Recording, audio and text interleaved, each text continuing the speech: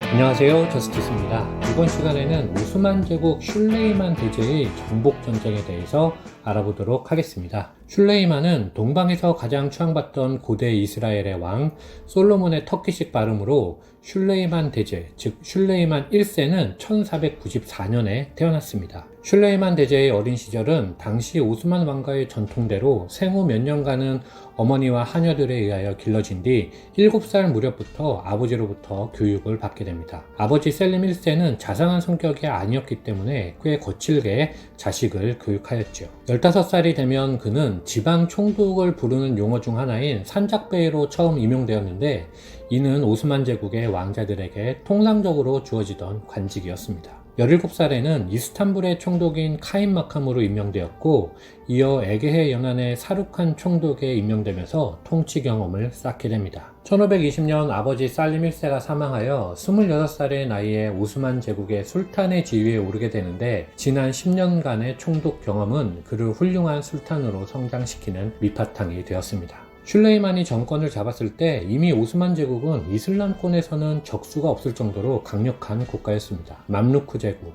시리아, 이집트, 사파비 왕조도 이미 선대에 모두 점령하였거나 항복하여 해당 지역의 모든 수입은 슐레이만 대제의 차지였죠. 게다가 슐레이만 대제는 독실한 수니파 무슬림이었음에도 불구하고 적어도 집권 초기에는 시아파 및 기독교들에게 조세의 의무를 다할 경우 이들을 박해하지 않았기 때문에 동시대 최고의 라이벌이었던 신성로마 제국의 카르 로세와 같이 종교전쟁을 치를 이유도 없었습니다. 여기서 이슬람의 수니파와 시아파를 간단히 짚고 넘어가도록 하겠습니다.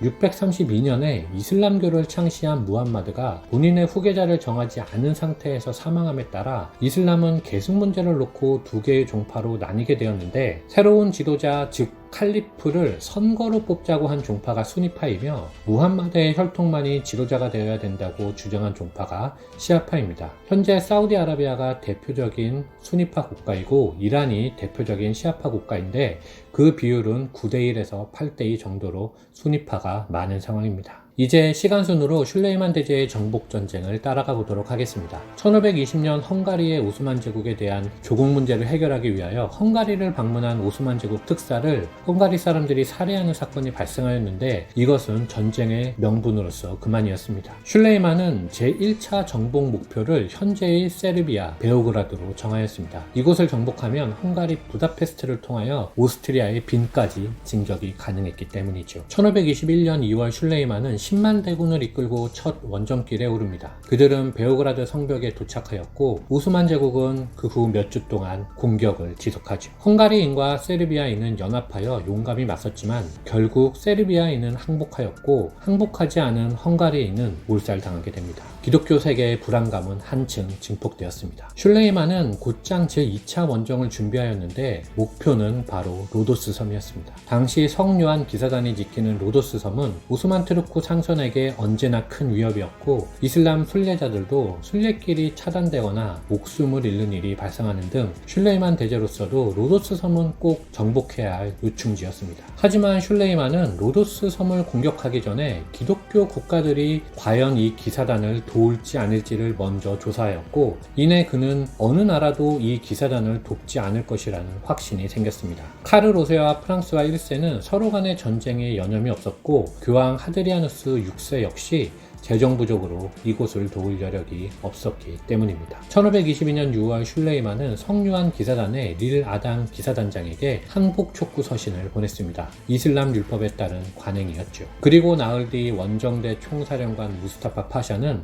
대략 300여 척 규모로 편성된 함대를 이끌고 이스탄불을 떠났습니다. 배에는 1만여 명의 병사와 포대들이 있었고, 술탄은 육로로 10만 대군을 이끌고 출발하였죠. 하지만 성유한 기사단 역시 오랜 동안 이곳을 지켜온 만큼 내부에서도 엄격한 규율을 지키고 있었기 때문에 쉽게 무너지지 않았습니다. 기사단은 오스만 제국의 모든 공세를 잘 막아내었습니다. 하지만 결국 로도스 섬은 함락되었고, 성유한 기사단은 항복하고 섬을 떠나게 됩니다. 그들이 항복했던 이유는 여러 이유가 있지만, 신성로마 제국, 프랑스, 교황에게 수차례 도움을 요청했지만 모두 거절당해 희망이 없던 상태였던 것이 가장 큰 이유였습니다. 어쨌든 성요한 기사단은 로도스 섬을 떠난 이후 카를 5세가 내어준 몰타에 주둔하게 되었고, 성요한 기사단은 현재 몰타 기사단이라는 이름으로 아직도 존재하고 있습니다. 그럼 왜 오스만 제국은 하는 전쟁마다 승리하였을까요? 그 이유는 바로 세계 최강의 포병부대 때문이었습니다. 압도적 크기의 그들의 포대는 유럽 전역의 명성이 자자했었습니다. 이미 콘스탄티노플 함락 때 그 위력을 느꼈으니까요. 하지만 역설적이게도 오스만이 몰락한 이유 또한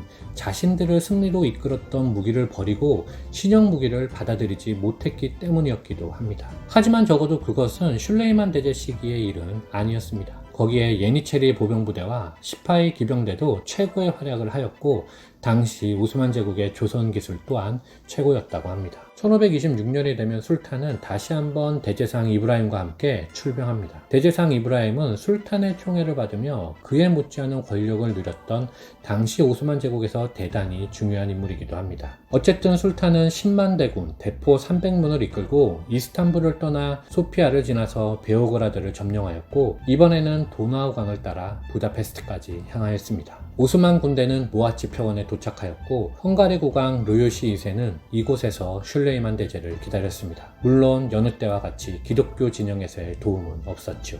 헝가리 부대는 약 3만의 군사였는데 그들은 용기 있게 싸웠고, 그중 어떤 부대는 슐레이만의 갑옷에 화살을 맞출 정도였다고 합니다. 하지만 결국 헝가리는 패하였고 4,000명의 기병을 포함한 약 3만 명이 사망하게 됩니다. 이 전투를 모아치 전투라 부르는데, 슐레이만 대제가 기독교 세계에 대하여 거둔 가장 큰 승리 중 하나입니다. 그들은 부다페스트에 도착했고 엄청난 양의 전리품을 가지고 돌아갑니다. 한편 카를 5세는 헝가리의 국왕이 공석이 될 경우를 대비하여 1521년에 동생 페르디난트를 헝가리 국왕 루요시 2세의 누나인 안누와 혼인시키고, 다음해 헝가리 국왕은 거꾸로 자신의 여동생과 결혼시켰는데, 모아치 전투로 인하여 헝가리 루요시 왕이 사망하였기 때문에 카를 5세는 동생인 페르디난트 1세의 헝가리 왕위를 주장하였습니다. 헝가리 귀족들도 현지 출신인 페르디난트 1세를 선호하였죠. 하지만 슐레이만은 그렇게 될 경우 헝가리에 대한 본인의 영향력이 약해질 것을 염려하여 상대적으로 세력이 약했던 루마니아 트란실바니아 출신 야노시 서폴러이를 지원하였습니다. 그는 슐레이만의 봉신이 되어줄 것이기 때문이었죠. 하지만 헝가리 왕의 문제를 단판짓기 위하여 슐레이만을 아련한 신성로마 제국의 외교사절단은 계속해서 페르디난트 1세의 헝가리 왕위를 주장하였고, 사절단을 돌려보낸 후 슐레이만은 이번 기회를 통해 본인이 유일하게 적수라고 생각해왔던 신성로마 제국 카를 5세를 상대하기 위하여 빈으로 떠날 준비를 합니다. 이상 슐레이만 대제의 유럽 정복전쟁 1편을 마치겠습니다. 여러분 구독과 좋아요 부탁드리고요. 알림 설정까지 해주시면 최고로 감사하겠습니다. 저는 2편에서 돌아오겠습니다. 감사합니다.